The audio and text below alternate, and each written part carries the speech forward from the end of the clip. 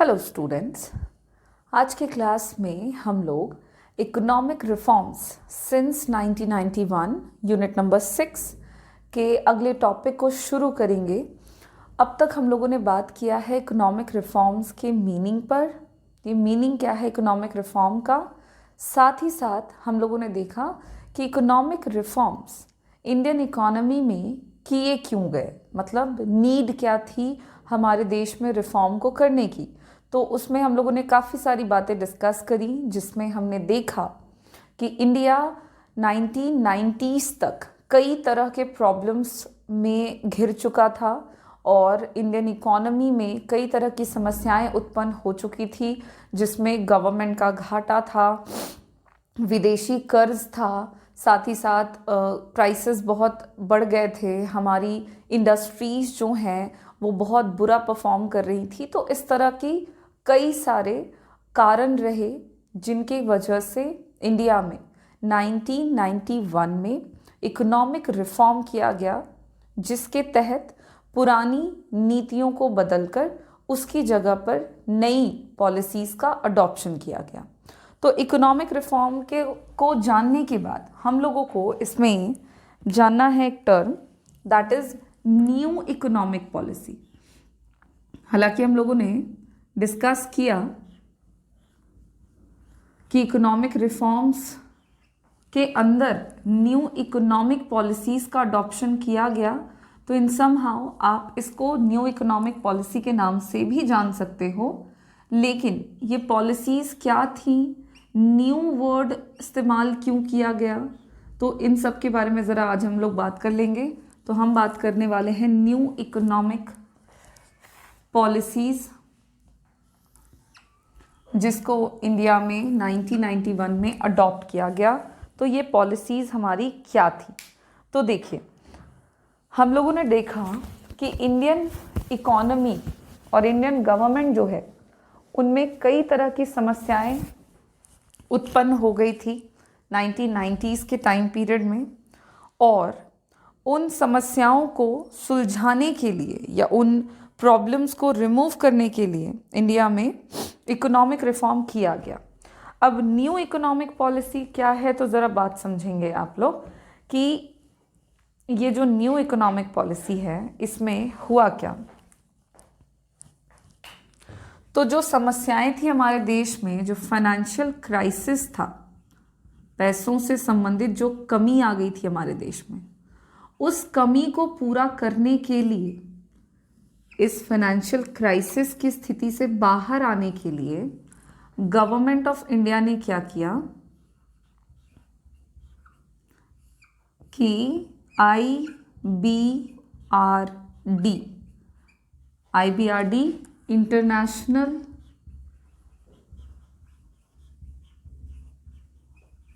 Bank for reconstruction and development, full form है IBRD का, international bank for reconstruction and development, जिसको हम अभी वर्ल्ड बैंक के नाम से जानते हैं। सो वर्ल्ड बैंक और international bank for reconstruction and development दोनों के दोनों क्या हो गए, सेम हो गए। ठीक है, so IBRD is also known as world bank, आप ये चीज़ याद रखेंगे।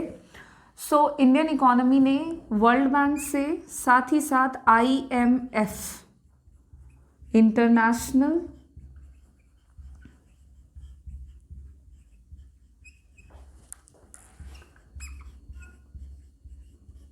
मॉनेटरी फंड, फुल फॉर्म है IMF का, international monetary funds. These are the international organisations, अंतर्राष्ट्रीय संगठन है ये सब,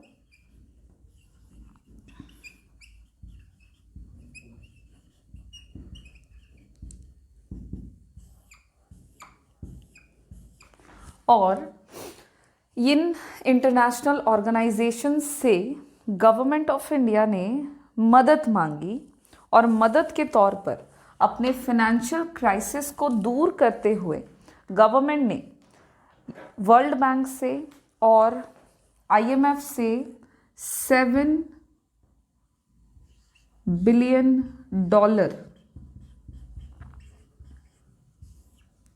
इतने अमाउंट का उन्होंने लोन लिया। ओके, तो वर्ल्ड बैंक से गवर्नमेंट ने लोन लिया और लोन के तौर पर काफ़ी हैवी अमाउंट उन्होंने लिया ताकि हमारे देश के जो फाइनेंशियल क्राइसिस थे उनको हम दूर कर सकें। अकॉर्डिंग टू दैट IMF ने और वर्ल्ड बैंक ने ये लोन इंडियन इकोनॉमी को दे दिया, लेकिन उसके बदले में उन्होंने भारतीय सरकार से ये अपील करी या कह सकते हो गुजारिश किया या उनको ये सजेशन दिया कि आप अपने देश में जो रिस्ट्रिक्टिव पॉलिसीज़ का अडॉप्शन किया हुआ है, आपने जो रिस्ट्रिक्टिव पॉलिसीज़ हमारे देश में अडॉप्ट करी गई थी, रिस्ट्रिक्टिव वर्ड का इस्तेमाल मैं क्यों कर रही हूँ ये मैं अभी बताती हूँ, बट उससे पहले आप समझ लें कि 1950 से 90 तक के बीच में जितनी भी पॉलिसीज़ इंडियन इकोनॉमी में अडॉप्ट की गई थी वो काफ़ी हद तक रिस्ट्रिक्टिव थी, क्योंकि उन पॉलिसीज़ में सिर्फ और सिर्फ पब्लिक सेक्टर का रोल इम्पॉर्टेंट रखा गया था। प्राइवेट सेक्टर के रोल को बिल्कुल भी इम्पोर्टेंस नहीं दिया गया था। प्राइवेट सेक्टर को बहुत ही ज़्यादा कंट्रोल्ड वे में रखा गया था। प्राइवेट सेक्टर जो हैं वो बहुत कंट्रोल्ड वे में काम कर रहे थे हमारे देश में। साथ ही साथ इन पॉलिसीज़ में ऐसा था कि कंट्री में प्रॉपर तरीके से हम प्राइवेट सेक्टर के तौर पर ना ही उत्पादन कर सकते थे और विदेशी जो फॉरेन कंपटीशन है उसको भी काफ़ी हद तक हमारे देश में बंद कर दिया गया था, या कह सकते हैं आप कि बहुत ही रोक दिया गया था। बहुत ही रिजिड पॉलिसीज़ का अडॉप्शन हमारी इकोनॉमी में हुआ था। तो इन तमाम पॉलिसीज़ की वजह से न विदेशी वस्तु हमारे देश में अधिकतर बिक पा रहे थे। हम याद करेंगे इंपोर्ट सब्स्टिट्यूशन की मैं बात कर रही हूँ, जहाँ पे विदेशी प्रतियोगिता को पूरी तरह से रोकने की कोशिश हुई थी, जिसमें टैरिफ लगा दिया गया था, कोटा का इस्तेमाल किया गया था। प्राइवेट सेक्टर को भी कंप्लीटली कंट्रोल्ड कर दिया गया था। किसके थ्रू? तो लाइसेंसिंग सिस्टम हमारे देश में अडॉप्ट किया गया था और under the licensing system private sector जो है वो प्रोडक्शन नहीं कर पाते थे according to their own will, ना ही अपनी पसंदीदा या ना ही अपनी इच्छा से अपनी निश्चित मात्रा में वो वस्तुओं को उगा पाते, प्रोड्यूस कर पाते थे, ना ही वो फ्री थे कि वो अपने इंडस्ट्रीज़ में इन्वेस्टमेंट का लिमिट तय कर सके। तो इस तरह के कई सारे बंधन थे जो हमारी इकोनॉमी में लगाए गए थे गवर्नमेंट ऑफ इंडिया के द्वारा। तो इसीलिए इस सेंस में मैं कह रही हूँ रिस्ट्रिक्टिव पॉलिसीज़ और इन पॉलिसीज़ का अडॉप्शन 1950 से 1990s में किया गया। तो जब गवर्नमेंट ऑफ इंडिया ने IMF से और वर्ल्ड बैंक से लोन लिया, तो लोन के बदले में वर्ल्ड बैंक ने इंडियन इकोनॉमी को कहा कि वो अपनी रिस्ट्रिक्टिव पॉलिसीज़ को बदलें, चेंज कर दें और उसकी जगह पर, मतलब चेंज में क्या करें, तो पब्लिक सेक्टर के रोल को थोड़ा कम करें, प्राइवेट सेक्टर को जो कंट्रोल्ड वे में डेवलपमेंट के मौके दिए गए हैं उसको थोड़ा बढ़ाया जा सके और उनके ऊपर के रिस्ट्रिक्शंस को ख़त्म किया जा सके। फॉरेन कंपटीशन जिसको रोका हुआ है इसको इकोनॉमी में बढ़ावा मिले। तो इस तरह से पुरानी पॉलिसीज़ को बदलने के लिए वर्ल्ड बैंक ने इंडियन गवर्नमेंट को सजेस्ट किया और इसी वजह से इंडियन इकोनॉमी में न्यू इकोनॉमिक पॉलिसीज़ जो हैं, इन सारी बातों को ध्यान में रखते हुए कि वर्ल्ड बैंक ने पैसे दिए तो उसके बदले में उन्होंने इंडियन इकोनॉमी को सजेशन दिया और ये सजेशंस इंडियन गवर्नमेंट ने अग्री कर लिया, वो मान चुके थे और इस वजह से इंडिया में न्यू इकोनॉमिक पॉलिसीज़ का अडॉप्शन किया गया। तो न्यू इकोनॉमिक पॉलिसीज़ में, चूँकि इकोनॉमिक पॉलिसीज़ तो ठीक है कि कंट्री के डेवलपमेंट के लिए पॉलिसीज़ को अडॉप्ट किया गया, बट इसमें जो टर्म हम यूज़ कर रहे हैं न्यू, ये इसलिए यूज़ कर रहे हैं क्योंकि 1950 से लेकर 90 तक के बीच में, या आप ये जानो कि 1991 में ये पॉलिसीज़ का अडॉप्शन हुआ, तो 1991 के पहले इंडियन इकोनॉमी में जितनी भी पॉलिसीज थी वो बिल्कुल उल्टी थी। पब्लिक सेक्टर का रोल ज़्यादा था, प्राइवेट सेक्टर का रोल कम था, फॉरेन कंपटीशन बिल्कुल नहीं था। तो पहले की पॉलिसी कुछ और थी। आफ्टर 1991 जो नई आर्थिक नीतियों को अपनाया गया उसमें इन तमाम पॉलिसीज को बदल दिया गया, चेंज कर दिया गया। और चेंज कुछ इस तरह से किया गया कि पब्लिक सेक्टर के रोल को घटाया गया, प्राइवेट सेक्टर के रोल को बढ़ावा दिया गया, और फॉरेन कंपटीशन जो है उसको भी इंडियन इकोनॉमी में प्रमोट किया गया। और इस वजह से जो न्यू पॉलिसीज अडॉप्ट करे गए इंडियन इकोनॉमी में, उनको जो पॉलिसीज अडॉप्ट करे गए इंडियन इकोनॉमी में, उनको न्यू इकोनॉमिक पॉलिसीज के नाम से हम जानते हैं। ये नई आर्थिक नीतियों को जुलाई 1991 में अडॉप्ट किया गया था। तो पहले तो हम लोग अभी बात कर रहे थे कि नई इकोनॉमिक जो है, नई आर्थिक नीति, इसका अडॉप्शन आपके इंडिया में क्यों किया गया। तो गवर्नमेंट ने लोन लिया from the world bank and IMF। बदले में उन्होंने इंडियन इकोनॉमी को कहा कि आप अपनी पुरानी रिजिड पॉलिसीज को बदल दें, और इसलिए गवर्नमेंट ने नई आर्थिक नीतियों को अपनाया। अब इस आर्थिक नीति के बारे में ज़रा हम जान लें कि इसमें क्या किया गया।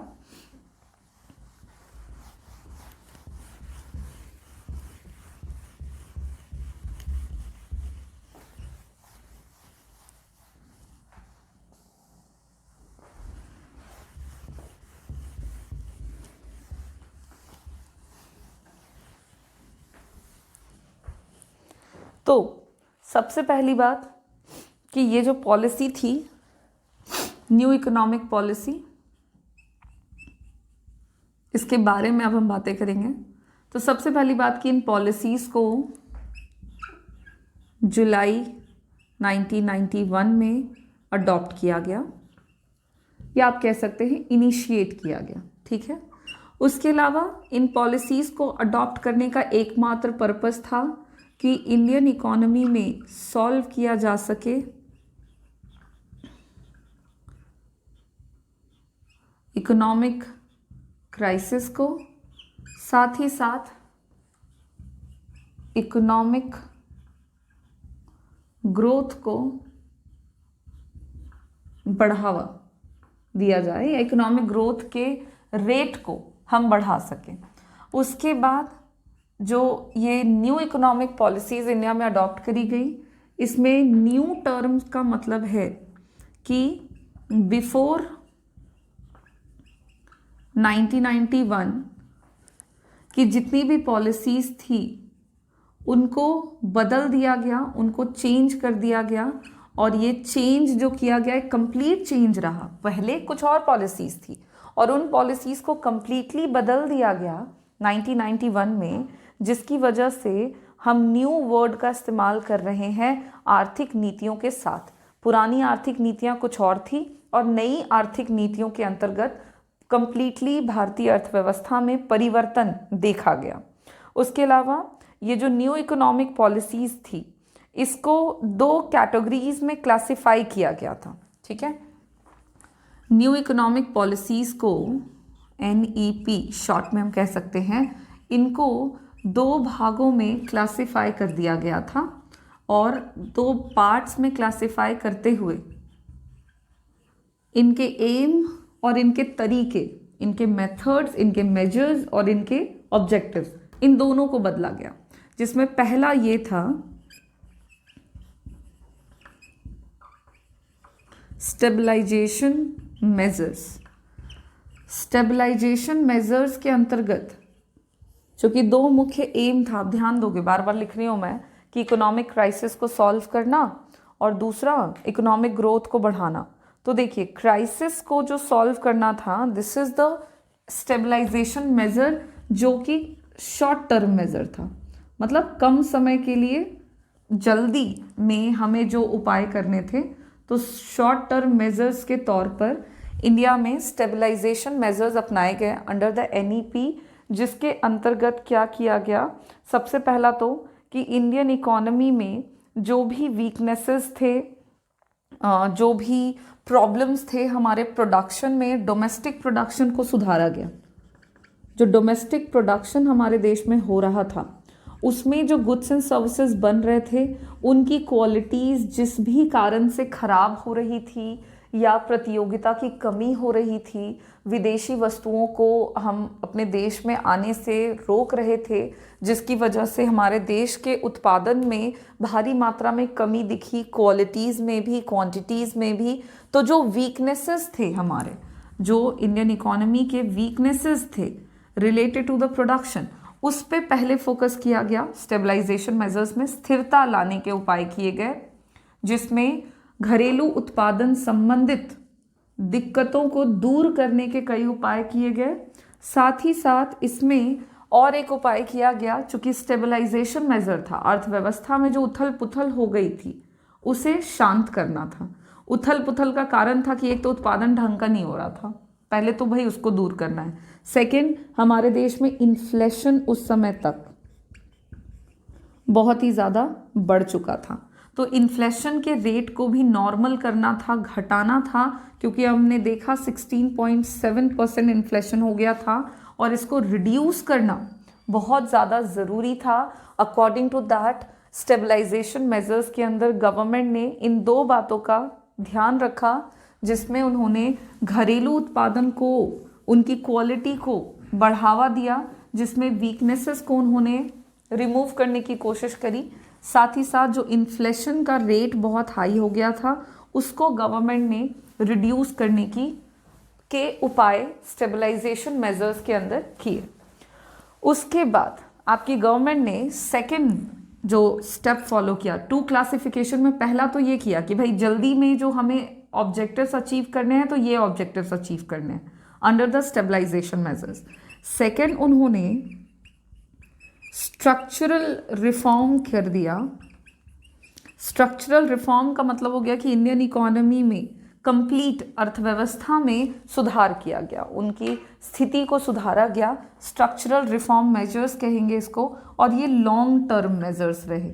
लंबे समय में भारतीय अर्थव्यवस्था को किस तरह की ज़रूरतें होंगी या किस तरह के उद्देश्य उनको पूरा करना है, इन पे ध्यान दिया गया। और लॉन्ग टर्म मेजर्स के अंदर गवर्नमेंट ने एम ये किया कि अपने कंट्री की एफिशिएंसी को, क्षमता को बढ़ावा देना है। तो एफिशिएंसी को इम्प्रूव करने के कई तरह के उपाय किए गए इंडियन इकोनॉमी में, और जिसके तहत गवर्नमेंट ने काफ़ी प्रमोट किया प्राइवेट सेक्टर को भी। एंड देन इंटरनेशनल कॉम्पिटिटिवनेस, जो अंतर्राष्ट्रीय प्रतियोगिता है, जो किसी भी देश के बेहतर विकास के लिए ज़रूरी है, उनको बढ़ावा दिया गया। ये लॉन्ग टर्म मेजर्स रहे, जिससे अर्थव्यवस्था को ओवरऑल सुधारा जा सके। तो इस तरह से 2 मुख्य उपाय किए गए, आपके एम रखे गए, पॉलिसीज़ को बांट दिया गया 2 अलग अलग भागों में, और फिर हमारे इंडियन इकोनॉमी में टाइम टू टाइम पॉलिसीज़ का अडॉप्शन किया गया। आफ्टर दैट इंडिया में गवर्नमेंट ने न्यू इकोनॉमिक पॉलिसीज़ के तहत, ये जो नई आर्थिक नीतियां हैं, इसके तहत गवर्नमेंट ने जो इसके अंदर के मेजर्स हैं उसमें उन्होंने 3 मुख्य मेजर्स अडॉप्ट किए।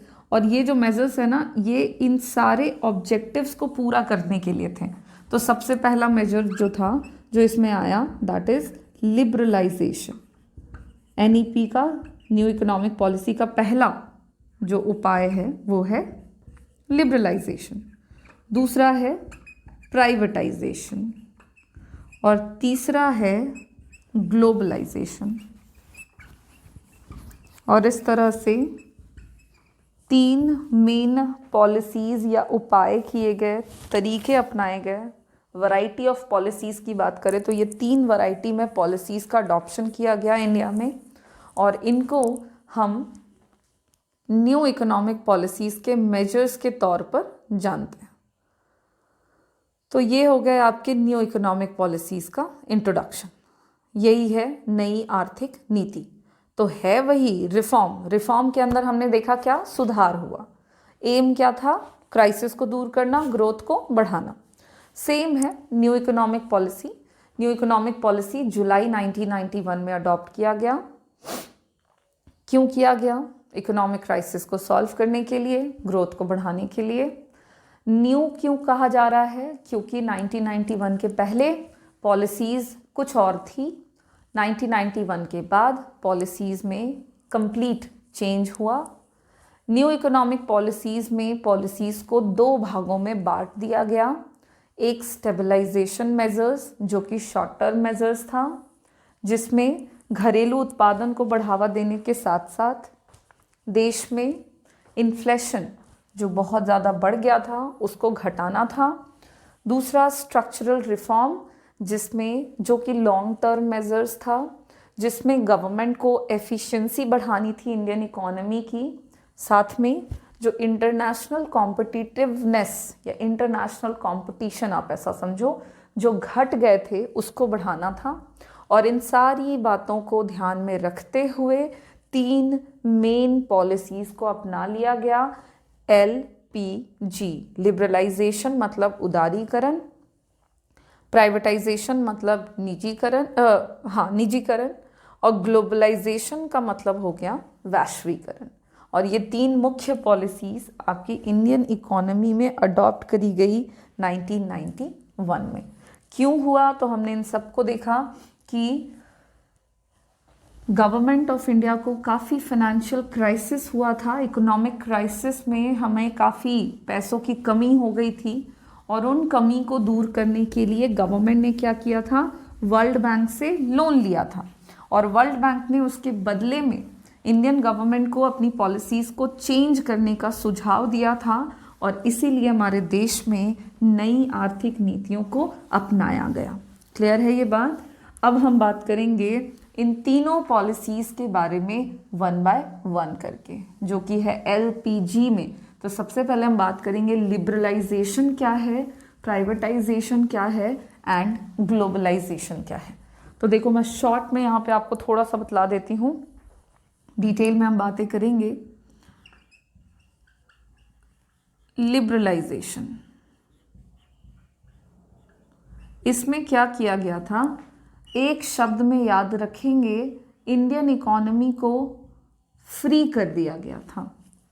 किससे फ्री कर दिया गया था? तो जो रूल्स एंड रेगुलेशंस इंडिया में अडॉप्ट किए गए थे 1950 से 1990s के बीच में, जितनी भी पॉलिसीज़ गवर्नमेंट ऑफ इंडिया ने अडॉप्ट करे थे, उन तमाम पॉलिसीज़ को इंडियन इकोनॉमी में हटा दिया गया था और अर्थव्यवस्था को उन सब से मुक्त कर दिया गया था। पहला, इसके अंदर और कई सारे उपाय किए गए थे जिनको हम डिटेल में आगे जानेंगे। दूसरी पॉलिसी है प्राइवेटाइजेशन, जिसके अंदर गवर्नमेंट ऑफ इंडिया ने ओनरशिप को चेंज कर दिया था। अब सवाल है कि किसके ओनरशिप को और कैसे। तो ओनरशिप की बात जब कर रहे हैं तो बात होगी पब्लिक सेक्टर अंडरटेकिंग्स की, उन तमाम इंडस्ट्रीज़ की जो कि गवर्नमेंट के कंट्रोल में थी, और उन इंडस्ट्रीज़ का ओनरशिप गवर्नमेंट से हटाकर किसको दे दिया गया था? तो प्राइवेट सेक्टर को। और इस तरह से इंडियन इकोनॉमी में चेंज किया गया ownership of public sector undertakings from government sector, from public sector to private sector. ये थी आपकी दूसरी पॉलिसी। इसमें भी कई तरह के उपाय किए गए हैं, कई सारे मुख्य स्टेप्स लिए गए, तो वो सारी चीज़ें हम लोग इसके अंदर बात करेंगे। और फिर थी आपकी तीसरी पॉलिसी जिसका नाम है ग्लोबलाइजेशन, और इसके तहत इंडिया में इंडियन इकोनॉमी को जोड़ने की कोशिश की गई थी